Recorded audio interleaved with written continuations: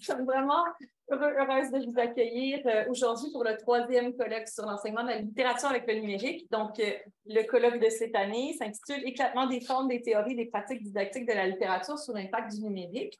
Mais j'avais envie de faire un petit rappel des 2 premiers parce qu'il y en a qui étaient là, il y en a qui n'étaient pas là. C'était initié par Magali et moi. C'était notre envie de commencer à travailler sur la didactique de la littérature numérique. Le premier colloque donc proposait d'examiner comment, dans l'enseignement de la littérature et de l'écriture littéraire, les ressources numériques, donc supports didactiques, outils de production et de diffusion, font évoluer la configuration des textes étudiés en classe et leurs approches scolaires. 3 axes étaient proposés. Le premier, une perspective historique et institutionnelle. Le deuxième, une perspective sémiotique, lecture et écriture de textes numériques. Et le troisième, une perspective pédagogique, support, outils et gestes professionnels. Il y a, je pense, un bon nombre de conférences qui ont été enregistrées, qui sont encore disponibles si vous voulez aller les écouter. Puis, il y a aussi un numéro dans R2LMM, le volume 6, qui a été publié, donc suite à ce colloque. Il y a eu un ouvrage que Magali a coordonné avec notre ami François Quay, à qui on pense.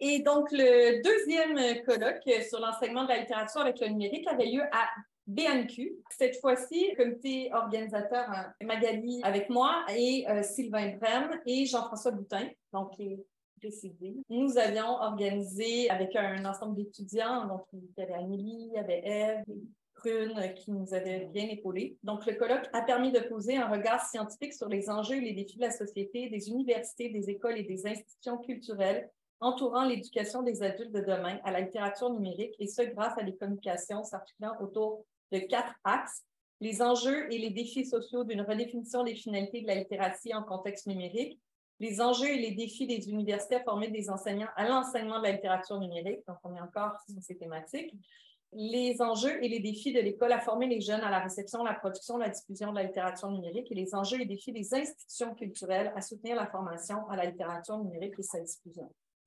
2 numéros cette fois-ci de revue que vous pouvez consulter en lien avec les thématiques de ce colloque-ci. Nous voilà à la 3e édition. Le comité organisateur, Éléonora, qui a vraiment pris ça en charge, Magali et moi-même, Jean-François, Anne-Marie Petitjean et Anna Diaz. Donc voilà, le colloque sur l'éclatement des formes, des théories, des pratiques didactiques de la littérature sous l'impact du numérique. Donc là, on a voulu donner un titre.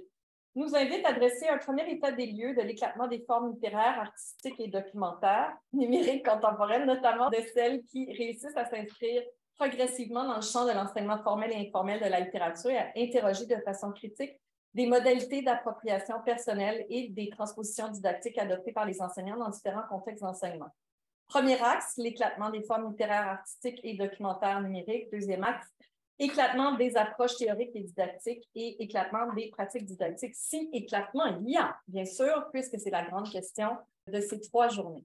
Alors, vous pouvez consulter le texte de l'appel et il y a un appel pour le volume 18 de R2LMM en lien avec la thématique du colloque. Vous pouvez aller voir sur le site pour soumettre un article.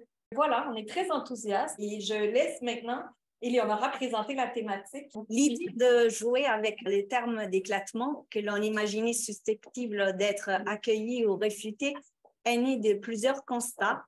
Le premier concerne l'émergence dans l'écosystème des pratiques littéraires et artistiques numériques des derniers 50 ans d'une diversité de productions plus ou moins confidentielles et plus ou moins assimilables à des formes et des objets littéraires et artistiques intérieurs qui brouillent les frontières entre genre et médias, entre contenu et support, entre unité informatique et unité de sens.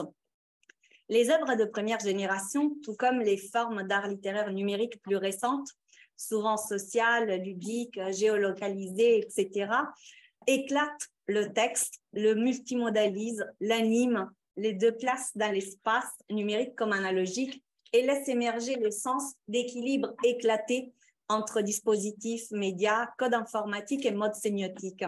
En même temps, les arts littéraires numériques découlent souvent des formes diverses d'éclatement des processus de création, de production et de diffusion, pour la plupart inédites ou du moins peu habituelles en contexte analogique. Artistes-chercheurs, informaticiens-écrivains, développeurs créatifs ou encore équipes de co-création composées d'écrivains, d'illustrateurs, de concepteurs sonores et musiciens, d'architectes narratifs, de programmateurs éclatent l'octorialité et rendent l'œuvre à plusieurs égards une création collective, un tissu d'expertise, un croisement de regards sur le processus et les résultats. Comme montré entre autres par le travail doctoral de Prune Liotier, si un contexte littéraire et artistique numérique, le processus de création évolue, les espaces de diffusion et de réception éclatent aussi. Sortis du livre et de sa chaîne éditoriale, des canons institutionnalisés et non de réception, diffusion et canonisation, dès l'école au salon littéraire, les arts littéraires numériques se trouvent d'autres voies de découvrabilité et s'affirment avec des fortunes diverses dans des espaces peu conventionnels pour la littérature, des réseaux sociaux aux sites de fanfiction, des plateformes marchandes aux blogs personnels.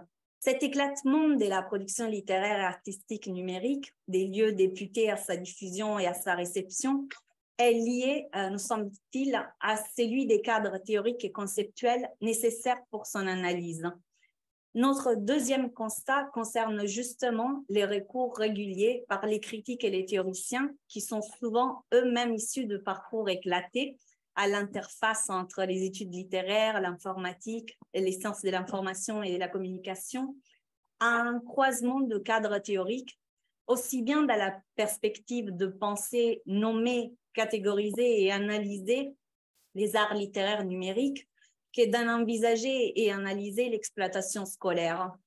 Cet éclatement parallèle des périmètres disciplinaires et des modèles didactiques nous invitait à élargir la focale, à croiser les expertises et à interroger les recompositions et reconfigurations théoriques utilisées pour penser les œuvres, ainsi que plus largement les moyens théoriques et conceptuels qui guident leur introduction dans les corpus scolaires et leur utilisation pour le développement des compétences littéraires, littérastiques ou numériques des jeunes. Directement en lien avec ces derniers points, le troisième constat reposait sur les pratiques d'enseignement. De moins en moins rares, mais toujours éparses, les expériences actuellement menées en classe, dont témoignent les publications issues des 2 éditions précédentes de ces colloques, les ouvrages portant sur les pratiques de la littérature et de l'écriture numérique de nos collègues Brunel, Eke, Petitjean et Oudard-Méron, les thèses soutenues ou en préparation sur les usages scolaires d'applications, de livres audio, de jeux vidéo narratifs témoignent de la diversité des dispositifs, d'approches méthodologiques, de formes littéraires et de questionnements mis à l'épreuve. S'agissait alors, pour cette 3e édition du colloque, de prendre la température de l'éclatement des pratiques d'enseignement et d'apprentissage, d'observer les trajectoires de disciplinarisation éventuelle d'objets littéraires et artistiques éclatés, les moyens de prise en compte en contexte scolaire des pratiques culturelles numériques cultivées en contexte privé par les jeunes. Les 3 axes de notre colloque et les communications que nous aurons l'honneur d'écouter dans les prochains jours s'attachent à documenter l'éclatement dans ces différents axes que nous proposons d'envisager au fil du colloque à l'aune de 3 questions corrélées. Quels univers littéraires et artistiques font éclater ces œuvres créées pour et par le numérique?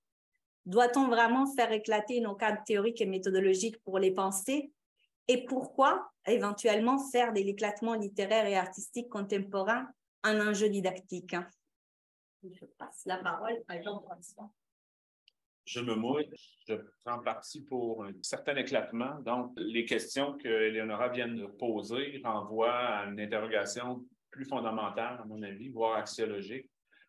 Comment pourra se construire, sinon un homo communicans, pour évoquer les travaux en cybernétique de Weiner, Breton-Mousseau, du moins un individu résolument plurisémiotique et naturellement et là j'ose, narratif, poétique, car de plus en plus conscient de cette caractéristique humaine absolument intrinsèque à son essence. Et ici, je renvoie au fameux « Sapiens » de Yuval Noah Harari. Donc, pourquoi apprendre, accéder au savoir et développer des compétences de tout acabit, notamment numériques, sinon que pour tenter de se réaliser, de participer au monde de façon heuristique, ici clin d'œil à Coelho, en transigeant de l'information, donc du sens incarné, à l'aide de systèmes de plus en plus complexes de signes, donc de langage, de codes, de modes et d'hypermédias. Comme le souligne Grumbach dans l'Empire des algorithmes, on assiste à l'émergence d'une nouvelle forme d'interaction avec l'information, avec toutes les formes d'information, quelles qu'elles soient liées ou non d'ailleurs à l'activité humaine. Le numérique fait émerger un nouveau monde d'interaction informationnelle à tous les niveaux, entre les humains, les machines, l'environnement global dans lequel nous évoluons, les écosystèmes naturels et plus généralement le vivant. Pour tenter de réfléchir à tout ça, il y aura une journée qui sera dédiée vendredi à des exemplifications dans 8 classes québécoises et on aura aussi un écho français des classes de secondaire en France.